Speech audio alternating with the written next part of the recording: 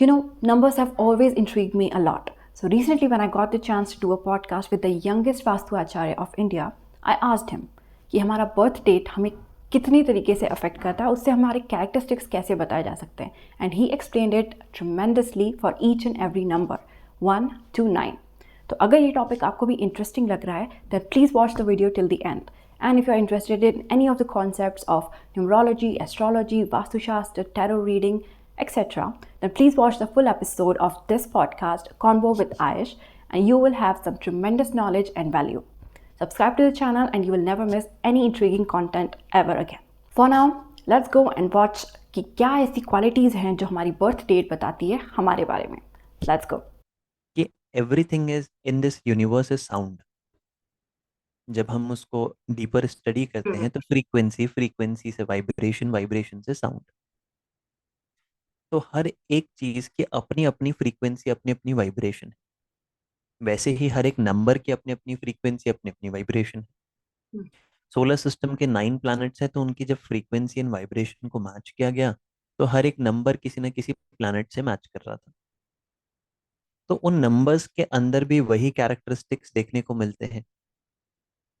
For example, सन को ruling planet कहा जाता है. तो अब जो रूलिंग है वो तो राजा जैसा ही होगा, अथॉरिटेटिव, इगोइस्टिक.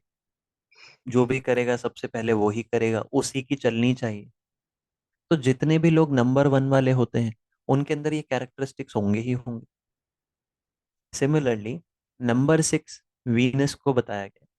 वीनस फीमेल को शो करती है, माता लक्ष्मी को शो करती है, लग्जरी को शो करती है, लव एंड कंपैशन को शो करती है, अट्रैक्शन एंड अटेंशन को शो करती है. तो नंबर 6 वाले होते ही ऐसे हैं जिनका 6 नंबर आएगा. यानी कि 6 तारीख को डेट ऑफ बर्थ हुआ हो, या 24 को हुआ हो, या 15 को हुआ हो, 15 को. तो ऑटोमेटिकली आप देखेंगे 500 लोगों की भीड़ में भी मेजॉरिटी ऑफ लोग उनसे बात कर रहे हैं. उन्होंने ना तो ऐसा कुछ किया है, ना ऐसा कुछ बोला है, लेकिन ऑटोमेटिकली उनकी पर्सनालिटी ऐसी होगी कि हाँ, वो कुछ अट्रैक्शन क्रिएट करे. ये बहुत interesting actually. Can we go through all the numbers once? For example, 1 का मैंने आपको बताया. या. 2 की यदि हम बात करें तो नंबर 2 चंद्रमा का है. चंद्रमा यानी कि मून. मून को इमोशंस के लिए माना जाता है. यदि ज्योतिष शास्त्र की बात करें तो चंद्रमा मन का कारक है, ऐसा कहा जाता है. क्योंकि जैसे जैसे मून का फेज बढ़ता है, आप देखेंगे फुल मून वाले दिन हाई टाइड्स होती हैं. तो उसका वाटर के साथ बहुत गहरा संबंध है कि वो वाटर एलिमेंट को ऊपर उठाता है. तो यदि वो समुद्र के वाटर को ऊपर उठा पा रहा है मैग्नेटिक फोर्स से, तो आपके अंदर भी तो 70% वाटर है. करेक्ट. तो आपके अंदर के इमोशंस, मेजॉरिटी ऑफ इमोशंस, वो ऊपर की तरफ फ्लो होंगे, अपवर्ड फ्लो आएगा. तो नंबर 2 वाले लोग हाईली इमोशनल मिलेंगे, इमोशनली सेंसिटिव मिलेंगे. उनको बहुत ज़्यादा रिजिड नहीं रहना आता है, इजीली मोल्डेबल होते हैं. वो हर बात को अपने दिमाग से नहीं, दिल से सोचते हैं. उनको आप 10 चीज़ें समझा दें कि ये ऐसे प्रॉफिटेबल होगा, ऐसा लॉजिक लगाना चाहिए, ये प्रैक्टिकलिटी, एंड में वो कहेंगे मन से करने को तो यही आ रहा है, यही कर लेते हैं. So these are the people who have good intuition system. वो कहते हैं कि मेरी गट फीलिंग ऐसा कह रही है. ये 2 नंबर वाले लोग होते हैं. नेक्स्ट यदि हम बात करें नंबर 3 की, तो number 3 is related to Jupiter, the biggest planet. तो जुपिटर का काम है, सबसे बड़ा प्लैनेट है, तो कैरेक्टरिस्टिक्स क्या हुआ? बड़ा. बड़ा हम किसे मानते हैं? अपने से बड़ा किसी गुरु को. तो इसलिए गुरु बृहस्पति जुपिटर से जोड़ा गया. तो ऐसे व्यक्ति बचपन से, पैदा होने से पहले से ही लोगों को सिखाना चालू कर देते हैं. घर पे देखेंगे तो पेरेंट्स को कुछ सिखा रहे हैं, सिबलिंग्स को कुछ सिखा रहे हैं, बाहर जाएंगे तो दोस्तों में वो ज्ञान दे रहे हैं. तो उनके अंदर वो टीचर, वो गुरु, वो मेंटोर ऑलरेडी इम्बाइब्ड है. वो उसको बाय बर्थ लेके आए होते हैं.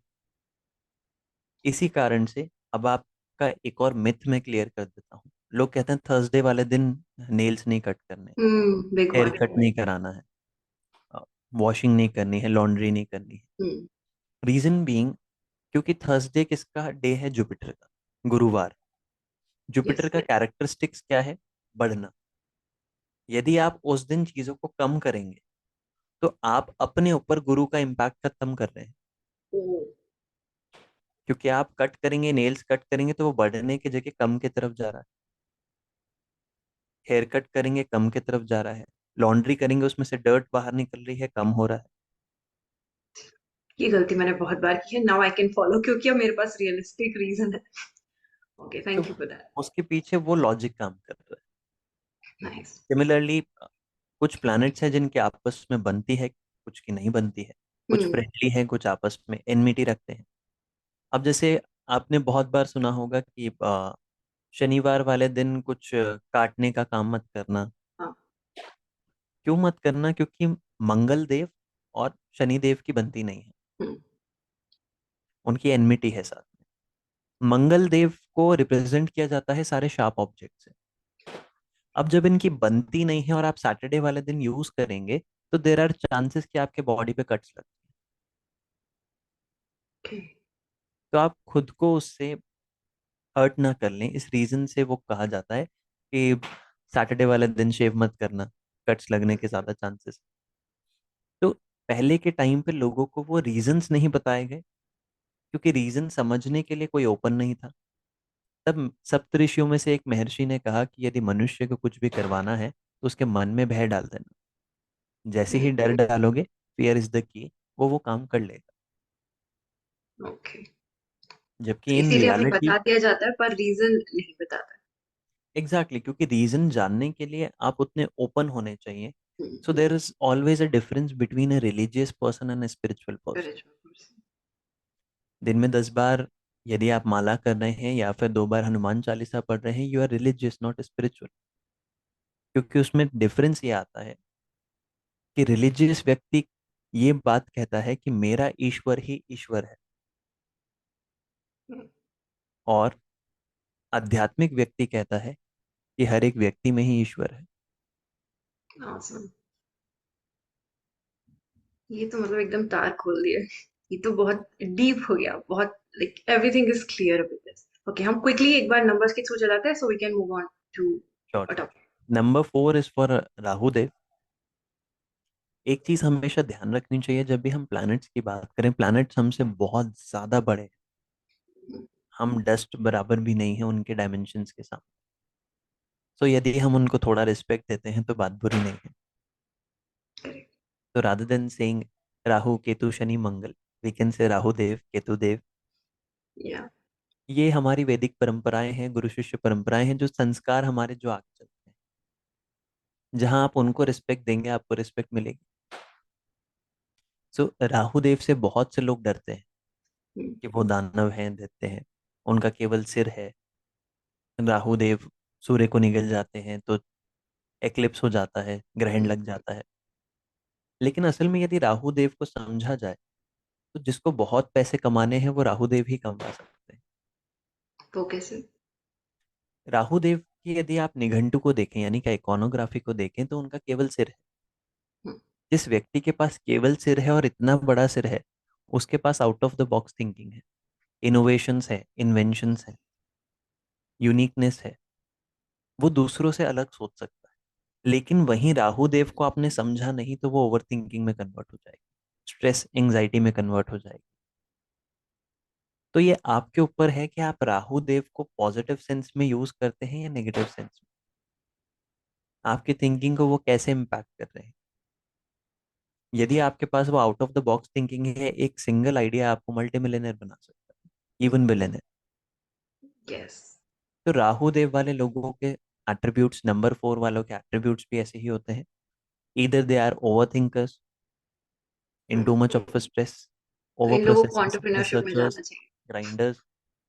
या फिर ऐसे लोग टिक नहीं पाते हैं क्योंकि राहु देव के पास सिर है, बॉडी तो है नहीं, तो हम्म। स्टेबल नहीं है, इनस्टेबिलिटी। नेक्स्ट हम बात करते हैं नंबर 5। नंबर 5 इज फॉर मकरी, यानी कि बुध देव। बुध देव, बुधवार, बुधवार से गणेश जी याद आते होंगे आपको। यस। तो बुध देव को यदि हम देखें तो वो बुद्धि के कारक है। तो बुद्धि से रिलेटेड जितनी भी चीजें हैं, चाहे वो कम्युनिकेशन हो, सेल्स हो, आईटी हो, कम्युनिकेशन से रिलेटेड जितने भी गैजेट्स हो गए, वो सारा सब कुछ, that is all related to Buddh Dev. तो 5 नंबर वालों में आप देखेंगे कि एक बहुत अच्छी डिप्लोमेसी होती है। और डिप्लोमेसी क्यों होती है? क्योंकि बुद्ध के देवता कौन है? गणेश जी। गणेश जी को डुअलिटी के देवता माना गया है, कि वो हर चीज की डुअलिटीज को शो करते हैं और वो बीच में रहते हैं। वो ना तो ब्लैक में जाते हैं ना वाइट में जाते हैं, वो ग्रे सिखाते हैं। Wow. तो 5 नंबर वाले बहुत अच्छे डिप्लोमैट्स बन सकते हैं। 5 नंबर वाले बहुत अच्छे politicians.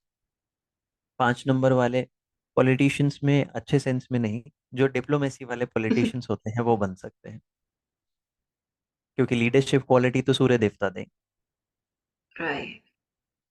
IT, communications, sales, marketing, digital marketing, import export, ये सारा सब कुछ नंबर 5। नेक्स्ट यदि हम बात करें नंबर 6, तो दैट इज वीनस, यानी कि फीमेल। वीनस को लड़के की कुंडली हो या किसी की भी कुंडली हो, उसमें फीमेल के लिए देखा जाता है। फीमेल में यदि हम गॉडेसेस की बात करें तो माता लक्ष्मी। तो luxury, ambitions, money, name, fame, everything. तो माता लक्ष्मी की जब बात की जाती है तो 6 वाला व्यक्ति भी ऐसा ही होता है। उसको अटेंशन पसंद है कि सब उसके बारे में बात करें। यदि वो कहीं पे जाए तो सब उसके तरफ देखें। तो आपने एक पुरानी मूवी देखी होगी, कभी खुशी कभी गम, कौन है जिसने दोबारा मुड़ के पू को नहीं देखा? तो वो Yeah. माता लक्ष्मी नंबर 6 है, कि उनको चाहिए कि लोग उनको देखें, लोग उनको केयर करें, लोग उनको अटेंशन दें। Duly plus noted. Beauty, attraction, love, compassion, luxury. तो आप करण जौहर जी की कोई भी मूवी देखेंगे, आपको ये सारी चीजें दिखेंगी। Hmm. तो वहां पर लोग फिर न्यूमरोलॉजी में इस तरीके से जाते हैं कि हम अपने मूवी के नेम को या अपने नेम को नंबर 6 पे ले आए। यही एक बहुत बड़ा रीजन है कि प्लैनेट का नाम है शुक्र, शुक्र से शुक्रवार, इसलिए आपकी जितनी भी मूवीज हैं, जबकि बॉम्बे में, मुंबई में गणेश जी की पूजा होती है, तो बुधवार को रिलीज होनी चाहिए मूवीज तो, लेकिन वो होती शुक्रवार को है, क्योंकि शुक्र is the planet of luxury, name and fame and attractions. Wow. Similarly आगे चलते हैं तो नंबर 7। तो नंबर 7 की जब हम बात करते हैं वो केतु देव के लिए होता है। केतु देव की जब हम आइकोनोग्राफी या निघंटु को देखते हैं तो उनके पास सिर नहीं है, बाकी पूरी बॉडी है। Hmm. Opposite of. Opposite of Rahu Dev, Yeah. क्योंकि एक जो थे उसी में से कट के राहु देव और केतु देव Hmm. बने। Yes. तो केतु देव की जब बात की जाती है, उनके अंदर एक फीलिंग रहती है कि मेरे पास सब कुछ है फिर भी कुछ तो मिसिंग है, क्योंकि उनके पास वो हेड नहीं है। Hmm. तो ऐसे व्यक्ति जब नेगेटिव ट्रेट में जाते हैं तो उनकी लाइफ में भटकाव बहुत आ जाता है। They wander a lot, they explore a lot. उनको लगता है ये कर लिया, इसमें भी मन नहीं है। तो डिटैचमेंट उनके लाइफ में एक मेजर रोल प्ले करता है। मूवी देखेंगे, कैसी थी? ठीक थी, ना अच्छी ना बुरी। उनसे पूछेंगे यहाँ आके कैसा लग रहा है? हाँ सही है, ठीक है। तो उनके लाइफ में वो डिटैचमेंट बहुत ज्यादा है। उस चीज को यदि वो ठीक कर लें तो वो इंसान मिस्टिकल है, क्योंकि जिसके पास सिर नहीं पूरी बॉडी है और चल फिर रही है, तो that is Oh. Mystical, magical, occultist. तो वो इंसान लोगों के लाइफ में वो मैजिक क्रिएट कर सकता है, वो मिस्टिक क्रिएट कर सकता है, जो कोई और नहीं कर सकता। इसलिए जिस किसी भी व्यक्ति को ऑकल्ट में आना होता है, उनके केतु देव की पोजीशन कुंडली में देखी जाती है। Okay. Interesting. नेक्स्ट यदि हम बात करें शनिदेव, नंबर 8। तो शनिदेव की जहां बात की जाती है उनको कोच कहा जाता है, स्ट्रिक्ट टीचर, जज। तो आप एक बात बताएं, जब मिल्खा सिंह भागते थे, प्रैक्टिस करते थे, उनको लगता था मेरे नाक से मुंह से खून निकला है, लेकिन कोच क्या कहते थे? 5 more rounds। तो मिल्खा सिंह को क्या तब वो कोच अच्छे लगते होंगे? बिल्कुल आंसर नहीं. Is no. सिमिलरली जब शनि देव आते हैं और उनका इम्पैक्ट पड़ता है, तो सब शनि देव से इतना डरते क्यों हैं? शनि Hmm. की 7.5 आ रही है, उनका प्रकोप आ रहा है।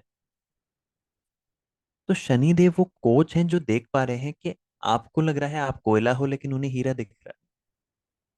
तो शनि देव नेगेटिव नहीं है, that is the most positive, जो आपको कहाँ से कहाँ पहुंचा सकते हैं, क्या बना सकते हैं। शनि देव इसलिए आपसे हार्ड वर्क करवाते हैं, शनि देव इसलिए ऑनेस्टी पे लेकर के चलते हैं। तो आपके साथ कुछ गलत कब हो सकता है? यदि आप शनिदेव के इम्पैक्ट में हो और आप ऑनेस्टी से काम नहीं करते। हम्म, शनिदेव आपसे डबल काम करवाएंगे ताकि आप अपने पोटेंशियल तक पहुंच सके, और आप यहाँ पूजा करवा रहे हैं कि शनिदेव का इम्पैक्ट खत्म हो जाए। So that is actually not a obstacle, that is an opportunity कि कोई तो आया जिसको आपके अंदर का पोटेंशियल दिख रहा है। okay. तो इसलिए जो शनिदेव के नंबर 8 पे जो लोग पैदा हुए होते हैं, जिनका बर्थ हुआ होता है, उनको यूजुअली एक टेंडेंसी आप देखेंगे कि उनको कुछ भी बहुत इजीली नहीं मिलता है। उन्हें ये लगता है ऐसा।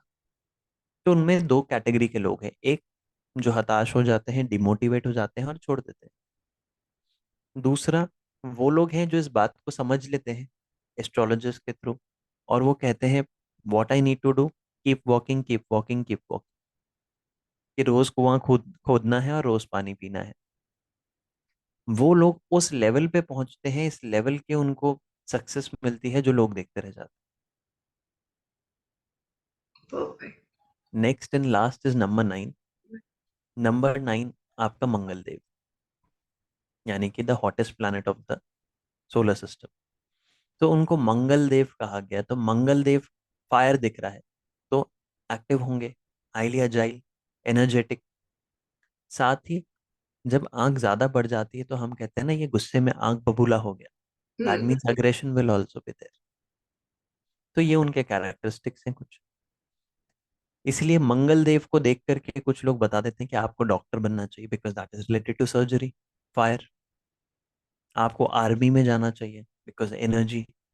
Aggression. तो मंगल देव की यदि बात की जाए, बहुत से लोग कहते हैं मांगलिक दोष है आपकी कुंडली में। Hmm. तो एक्चुअली वेस्टर्न एस्ट्रोलॉजी का कॉन्सेप्ट है कि मंगल दोष का मतलब अग्रेशन इश्यूज है। और ग्रंथों में लिखा गया कि यदि आपके जीवन में मंगल दोष है आपके कुंडली में, और आपका जीवन साथी के में नहीं है, तो मृत्यु तुल्य कष्ट होगा। मृत्यु तुल्य कष्ट क्यों होगा? क्योंकि अब एक व्यक्ति अग्रेसिव है, दूसरा नहीं है। Hmm. तो डेली बातें होंगी तो उसमें डिस्प्यूट्स, आर्ग्यूमेंट्स, आर्ग्यूमेंट से physical abuse, domestic violence. Ultimately ये डेली लाइफ आपकी क्या हो गई? मृत्यु तुल्य कष्ट। Now it makes sense. लेकिन यदि दोनों ही मांगलिक वालों को शादी करवा दे तो दोनों Yeah. एक दूसरे के बाल खींचेंगे, लड़ लेंगे, सुबह फिर साथ में। फिर नो या मेरे दिमाग में एक्चुअली यही चल रहा था कि अगर नंबर्स का हमारी क्वालिटीज के साथ ही कनेक्शन है, तो if we want to balance it out then we can like connect with people. अब ये बिजनेस में भी हो सकता है, रिलेशनशिप में भी हो सकता है, या कोई भी पार्टनरशिप में हो सकता है। So if we are absolutely. With a person with right number, तो वो भी हमारी लाइफ चेंज कर सकता है if we have the right knowledge about numbers वास्तुशास्त्री, या फिर हम किसी से वो समझ लें या सीख लें। Exact. Awesome. Subscribe to the channel, share this episode with your friends, comment down your feedbacks and thoughts. Keep learning, keep exploring, never give up. Until next time, love, adios.